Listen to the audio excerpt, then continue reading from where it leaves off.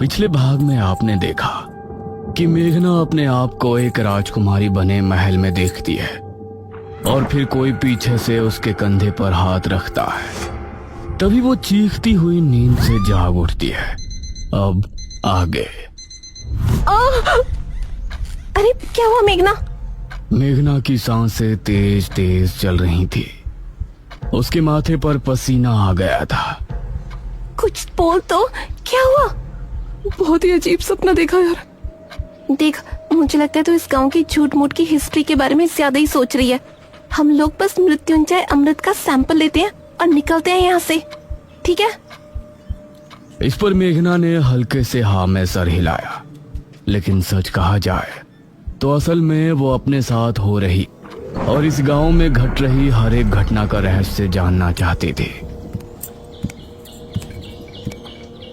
सुबह सुबह चीखना चिल्लाना बंद करो और दोनों हाथ मुंह धोकर नाश्ते के लिए आ जाओ। ये कहकर ठकुराइन वहां से चली गई। ये औरत बहुत ही खड़ूस है। एक बार हमारा काम हो जाए, इस गांव को मुड़कर भी नहीं देखना मुझे। ये दोनों फ्रेश होकर नाश्ता करने पहुंची तो अनुज ने उठकर मेघना के लिए चेयर पुल अप की। आओ मेघना, बैठो।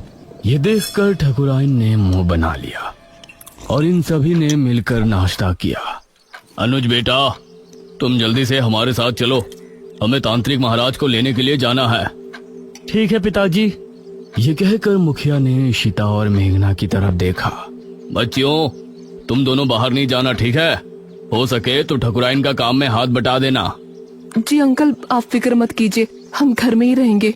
अनुज और मुखिया गांव के लोगों से विदा लेकर तांत्रिक महाराज को लेने श्रेणी के लिए निकल गए। इस तरफ मेघना गहरी सोच में डूबी थी।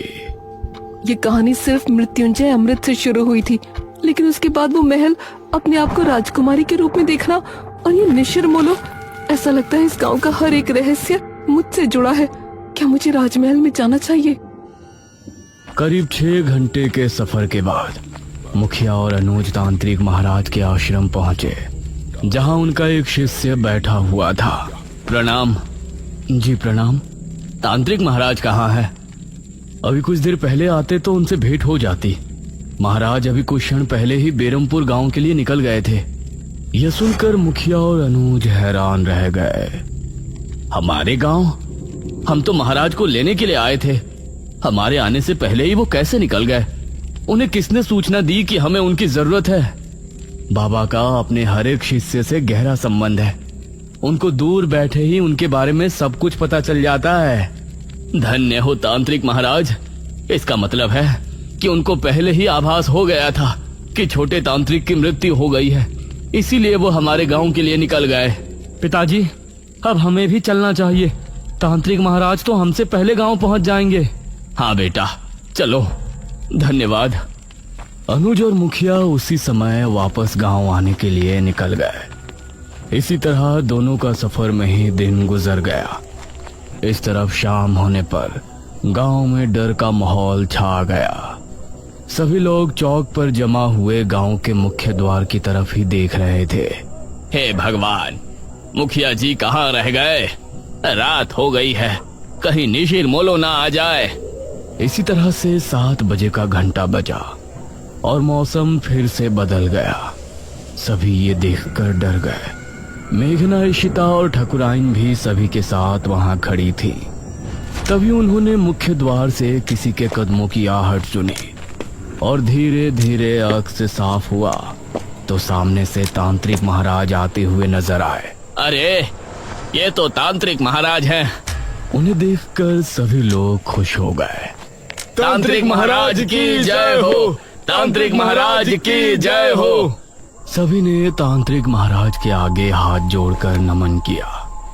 तांत्रिक महाराज, ये और मेरा बेटा अनुज कहाँ है? वही आपको लेने के लिए गए थे ना? ठकुराइन, हमारे शिष्य की मृत्यु की सूचना हमें रात ही मिल गई थी, इसलिए हम स्वयं ही यहाँ आने के लिए निकल गए थे। उनसे हमारी भेंट नहीं हुई। हे भगवान, तो ये कहाँ रह गए? अब हम आ गए हैं। आप लोगों को डरने की जरूरत नहीं है। मुखिया और अनुज भी वापस आ ही जाएंगे। महाराज, आप जो भी करना है आप ही को करना है। जब तक ये और अनुज नहीं आ जाते आप हमारे घर चलकर आराम कर लें। ठकुराइन, हम तांत्रिक होकर बड़ी हवेली में नहीं रह सकते। आप लोग पुराने किले में हमारे ठहरने का प्रबंध कर दें। जैसा आप कहें महाराज। ये कहकर ठकुराइन ने गांव के लोगों से कहा, आप सभी मिलकर पुराने किले की अच्छी से सफाई कर दें और वहाँ रोशनी का भी अच्छा इंतजाम कर दें। ये सुनकर गांव के कुछ आदमी किले की तरफ निकल गए। बाबा वहीं चौक पर बैठे रहे। उन्होंने आंखें बंद की और ध्यान मग्न हो गए। शायद वो सोच रहे थे कि आखिर कैसे निशिरमोलो से निपटा जाए, और मेघना के दिल में भी कई सवाल उठ रहे थे। तकरीबन 1 घंटे तक किले की सफाई का कार्य चला और तभी अनुज और मुखिया भी वहां पहुंच गए।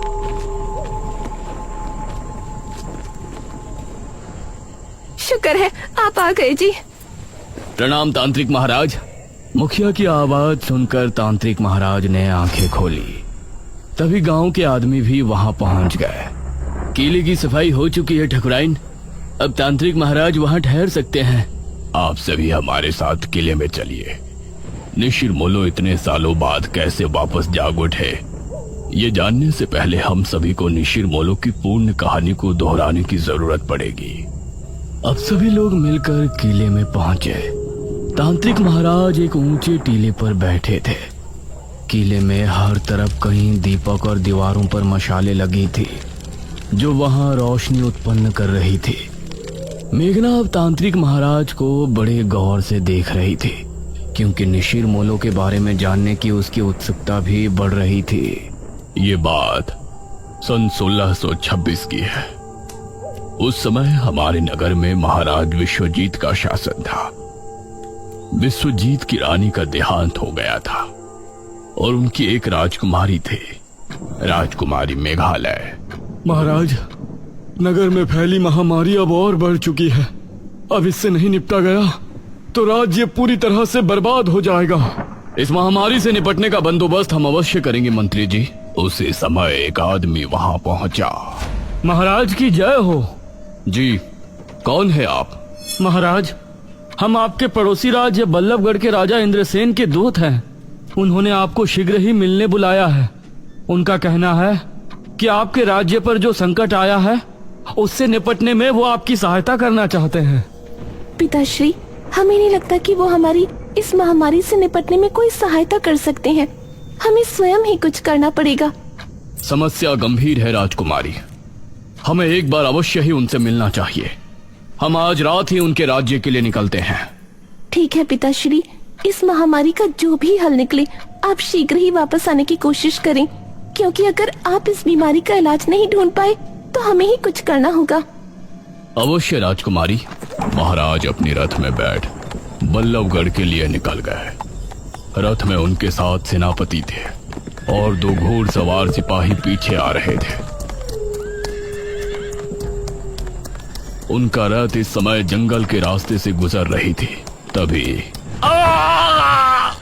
अरे, ये क्या हुआ? रथ अचानक से रुककर टेढ़ा हो गया था। सेनापति जी, बाहर निकलिए। महाराज और सेनापति बाहर निकले तो देखा रथ का पहिया गड्ढे में फंसा है और चटक भी गया है। अरे, ये क्या हुआ? अब जंगल में इस रथ का पहिया कौन ठीक करने आएगा? क्षमा करें महाराज, हम अभी इसे ठीक कर देंगे। आपको थोड़ी प्रतीक्षा करनी पड़ेगी। तभी इन लोगों को पानी की आवाज सुनाई दी। ये कैसी आवाज है? ऐसा लगता है जैसे कोई कुएं से पानी खींच रहा हो और यह आवाज कुएं के ऊपर लगी चरखी से आ रही हो। आइए देखते हैं। राजा और सेनापति उस दिशा में गए तो वहां उनको कुएं पर एक औरत पानी भरती नजर आई। उसके बाल बहुत लंबे थे, वो दिखने में बहुत ही खूबसूरत थी और वेशभूषा से आदिवासी लग रही थी। उसने जैसे ही महाराज और सेनापति से नजरें मिलाई तो उसका सौंदर्य देखकर ये दोनों ही सन्न रह गए।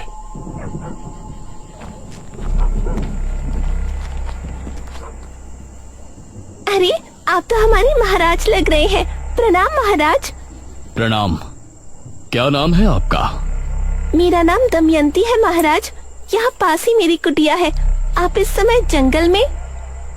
असल में हम पड़ोसी राज्य के लिए निकले थे। हमारा रथ खराब हो गया है, तो इसीलिए हम जंगल में भटक रहे हैं। महाराज, तो आप हमारी कुटिया में चलिए। यहाँ भटकना ठीक नहीं है। जब तक रथ ठीक नहीं हो जाता आप वहाँ रुक सकते हैं। ये दोनों दमयंती के साथ उसकी कुटिया में चले गए और फिर दमयंती ने दोनों को पीने के लिए पानी दिया। कितनी सुंदर है ये। अगर ये हमारी पत्नी बन जाए तो जीवन धन्य हो जाए। कितनी सुंदर स्त्री है। अगर ये हमारी पहली महारानी बन जाती तो कितना अच्छा होता। लेकिन हम एक महाराज होकर इसके सामने अपना प्रस्ताव रखें और इसने ठुकरा दिया तो इससे हमारा बहुत अपमान होगा। दमयंती दोनों को देखकर मुस्कुराने लगी। क्या हुआ दमयंती जी, आप इस तरह से क्यों मुस्कुरा रही हैं? दमयंती ने दोनों की तरफ देखा और बोली, अगर हम कहें कि हम आप दोनों के मन की बात सुन सकते हैं तो आपको कैसा लगेगा? ये आप क्या कह रही हैं? भला कोई किसी के मन की बात कैसे सुन सकता है? मैं सुन सकती हूँ महाराज। अभी सेनापति जी ने हमें अपनी धर्मपत्नी और आपने हमें अपनी महारानी बनाने के बारे में सोचा है। ये सुनकर सेनापति और महाराज दोनों ही हैरान रह गए। आप लोग घबराएं नहीं, मैं भी आप दोनों में से किसी एक की होना चाहती हूँ। ये सुनकर महाराज और सेनापति दोनों के चेहरे पर मुस्कान छलक आई। तो ठीक है दमयंती, अपना निर्णय सुनाए। इससे पहले ही सेनापति बोला, महाराज, अगर आप दमयंती को चाहते हैं तो हम आपके विरुद्ध नहीं जा सकते। ये सुनकर महाराज को बहुत अच्छा लगा और दमयंती भी मुस्कुराई। किंतु हम एक महारानी का जीवन नहीं जीना चाहते। हम आपकी धर्मपत्नी बनकर सिर्फ अपना पत्नी धर्म निभाना चाहते हैं। अगर आपको हमारा प्रस्ताव स्वीकार है तो आपको अभी इसी क्षण हमसे विवाह करना होगा। महाराज ने उसी समय अग्नि के साथ फेरे लेकर दमयंती से विवाह कर लिया। सुबह होने तक रथ भी ठीक हो गया था।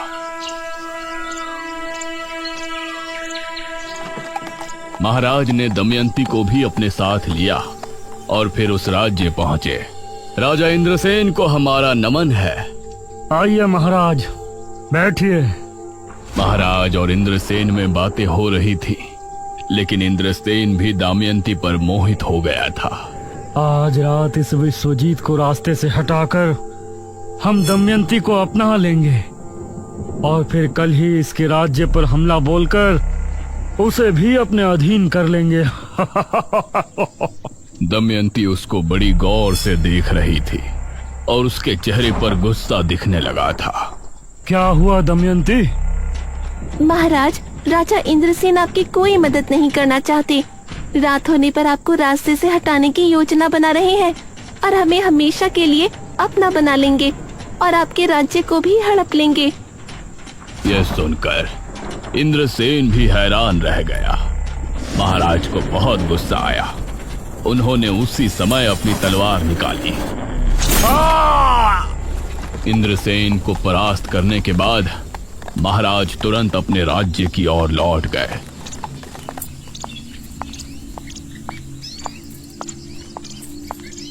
राजकुमारी बहुत चिंता में थी। प्रणाम पिताश्री। क्या बताया इंद्रसेन ने? क्या उस महामारी का कोई हल निकला? इंद्रसेन ने हमें बहाने से वहां बुलाया था। वो हमें मारना चाहते थे। वो तो धन्य हो दमयंती का जो इन्होंने हमें बचा लिया। राजकुमारी को महाराज की बात जरा भी समझ में नहीं आई। उसने दमयंती को घूर कर देखा। पिताश्री, अब हम ही इस महामारी का कोई इलाज ढूंढने जाते हैं। आप राज्य कार्य संभालें। दमयंती राजकुमारी को बहुत ही रहस्यमय मुस्कान के साथ देख रही थी। राजकुमारी महल से निकली और इस तरह राजा दमयंती के साथ महल में समय बिताने लगे और धीरे धीरे राज्य के कामों से दूर होते गए। करीब 1 वर्ष और माह के बाद राजकुमारी वापस लौटी। पिताश्री, हमने इस बीमारी से लड़ने का इलाज ढूंढ निकाला है। बहुत अच्छे राजकुमारी, बताइए ये कैसे संभव है? पिताश्री, हमने एक महासिद्धि करके ये बीज हासिल किया है। इसी के जरिए हमें उस महामारी के साथ हर बीमारी से छुटकारा मिल जाएगा। क्या इस बीज के जरिए? जी पिताश्री, वो कैसे होगा ये आपको अगले 7 दिनों के भीतर पता चल जाएगा। राजकुमारी ने उस बीज को अपने हाथों से जंगल में जाकर बो दिया और रोजाना अपने हाथों से उसे पानी देने जाती। महाराज को राज्य की कोई चिंता नहीं थी। वो हर समय बस दमयंती के पास ही बैठे रहते थे।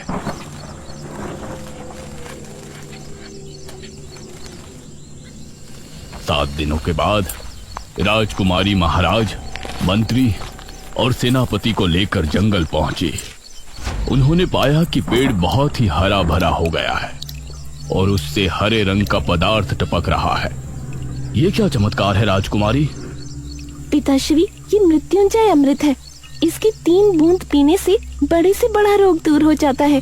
हम इसके जरिए राज्य में फैली महामारी का खात्मा कर सकते हैं।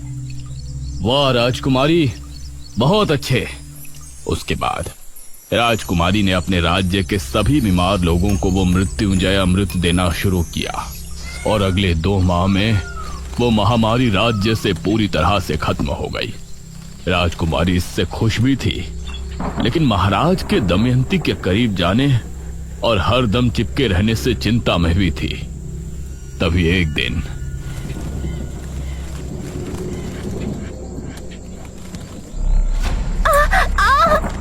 महाराज! दमयंती, क्या हुआ आपको? क्या हुआ दमयंती आपको? कुछ तो बताइए। देखते ही देखते उसके चेहरे की रंगत बदल गई और वो एक बूढ़ी नजर आने लगी। ये देखकर महाराज के पैरों तले जमीन निकल गई। दमयंती, ये क्या हो गया आपको? महाराज, असल में मैं कोई आम स्त्री नहीं हूँ, मैं एक डायनी हूँ। क्या? एक डायनी? हाँ महाराज, एक डायन जवान मर्दों को मारकर अपनी उम्र बढ़ाती है, लेकिन मैंने वो करना उचित नहीं समझा। इसलिए आज जब मेरी आयु 100 वर्ष हो गई है तो मैं बूढ़ी हो गई हूँ। अब अगली एकादशी की रात मेरी मृत्यु हो जाएगी। नहीं दमयंती, हम आपको ऐसे मरने नहीं दे सकते। हमें आपके डायनी होने से कोई ऐतराज नहीं। आपको बचाने का कोई तो तरीका होगा। एक तरीका है महाराज, लेकिन बहुत ही मुश्किल कार्य है। हमें बताइए, हम आपको बचाने के लिए कुछ भी करेंगे। अगली एकादशी की रात तक 11 मुर्दों के खून से अगर हम स्नान कर लेते हैं तो हमारी जान बच जाएगी और हमारा सौंदर्य भी वापस लौट आएगा। महाराज ने अब दमयंती को बचाने का प्रयास शुरू किया। राज्य में जब भी किसी की मौत होती तो उनके घरों से उनकी लाश को उठवा लिया जाता था और इसी तरह 10 लाशों के खून से दमयंती को नहला दिया गया था। इससे परेशान होकर मंत्री ने राजकुमारी को सब बताया। राजकुमारी, राज्य में हाहाकार मचा हुआ है। महाराज दमयंती को जवान बनाने के लिए मृत लोगों के शव का अंतिम संस्कार नहीं होने दे रहे हैं। उनके शव को बुरी तरह से काटा जाता है और उनके खून से दमयंती स्नान करती है। इससे प्रजा बहुत क्रोध में है। क्रोध की बात तो है ही मंत्री जी। मृत्यु के बाद जल्द ही अंतिम संस्कार न किया जाए तो ये मृतक और उसके परिजनों के साथ नाइंसाफी होती है। वो कभी भी मोक्ष के द्वार से होकर नहीं गुजर सकते। हम पिताश्री से इस विषय में बात करेंगे।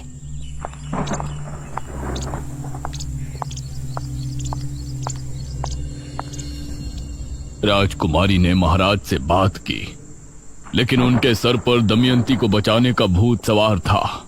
जो लोग पहले ही मर चुके हैं उनके शव को किसी के जीवन के लिए इस्तेमाल करना गलत नहीं है राजकुमारी। गलत तब होता जब हम जिंदा लोगों की बलि देते। आप हमें रोकने की कोशिश ना करें। राजकुमारी महाराज के व्यवहार से बहुत चिंता में थी। वहीं गांव के लोग भी अब इससे छुटकारा चाहते थे। अरे बहुत हो गया, अब हम गांव के लोग महाराज का ये अत्याचार नहीं सहेंगे। हाँ, हमारे मृतकों को हक है कि उनका अंतिम संस्कार किया जाए। लेकिन हम लोग महाराज से कैसे लड़ेंगे? कैसे रोकेंगे उनके सिपाहियों को? एक उपाय है, जब भी गांव में किसी की मृत्यु होगी तो हम कोई भी शोक समारोह नहीं करेंगे। इससे महाराज के सिपाहियों को किसी भी मौत की खबर नहीं होगी। आधी रात के समय हम में से 4 लोग उस शव को ले जाकर चुपचाप शमशान में उनका अंतिम संस्कार कर दिया करेंगे। सिर्फ 4 लोग, बाकी सभी अपने अपने घरों में शांतिपूर्ण होंगे। गांव के लोगों को यह सुझाव अच्छा लगा। उन्होंने गांव के 4 आदमियों को नियुक्त किया। उस समय अर्थी को कंधा देने वाले लोगों को मोला कहा जाता था।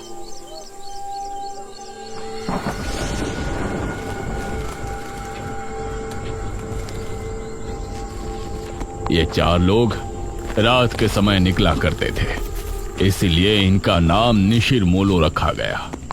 अब जब भी कोई मृत्यु होती तो 4 कथई लिबास वाले आदमी निशिर मोलो बन के उस शव को कंधा देते और उसका चुपचाप अंतिम संस्कार करके वापस गांव को लौट आते। समझ नहीं आ रहा, पूरे 15 दिन हो गए, अभी तक किसी के घर कोई मृत्यु नहीं हुई है। ऐसा कैसे हो सकता है? अगले दिन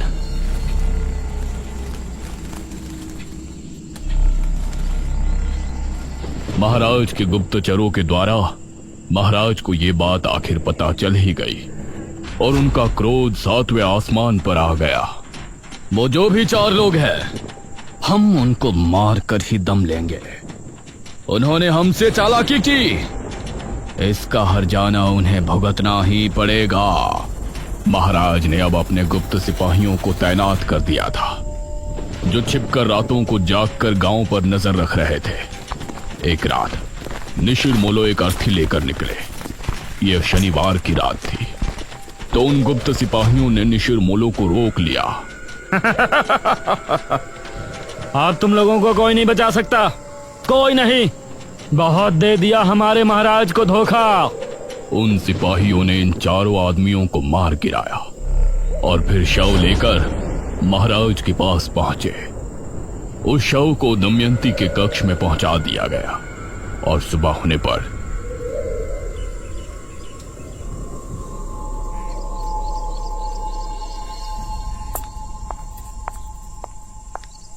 दमयंती कक्ष से बाहर निकली अपने उसी खूबसूरत जवान अवतार में। उसे देखकर महाराज ने उसे भरी सभा में गले लगा लिया। दमयंती की आंखों में एक रहस्यमयी चमक थी, जैसे कि वो कुछ छिपा रही है। लेकिन अब निशिर मोलो की आत्मा गांव में भटकने लगी थी। वो 4 आत्माएं अपने कंधे पर ताबूत उठाए हर शनिवार की रात गांव में भटकती थी। उस समय उन आत्माओं को जो भी दिखाई देता, वो समझती कि ये राजा के सिपाही है जो उनको रोकना चाहते हैं, इसीलिए वो उसको अपने साथ ले जाती। इतना कहकर तांत्रिक महाराज चुप हो गए। सभी गांव के लोग ये कहानी सुनकर हैरान थे और मेघना को तो जैसे अब अपने सपनों से जुड़ी कुछ बातें समझ में आने लगी थी। हे भगवान, मतलब जो निशिर मोलो आज हमारी जान के दुश्मन है, वो कभी हमारी रक्षा किया करते थे। हाँ, उनकी इसमें कोई गलती नहीं है। उनकी अकाल मृत्यु की वजह से वो ऐसा करते हैं। उनको नहीं पता कि उनकी मृत्यु हो चुकी है। वो तो अभी भी अपने काम को अंजाम देने की कोशिश कर रहे हैं। बाबा, आगे की कथा में क्या हुआ? वो राजकुमारी, महाराज और दमयंती? आगे क्या हुआ और निशिर मोलो को कैसे रोका गया और अब वो अचानक क्यों 400 साल बाद वापस आ गए हैं, ये कहानी जानने के लिए हमें बेरमपुर पुराण को पढ़ने की आवश्यकता है, जो कि 400 साल पहले की राजमहल के किसी गुप्त कक्ष में रखवाया गया था। बेरमपुर पुराण? अब इसका पता हमें कैसे चलेगा बाबा?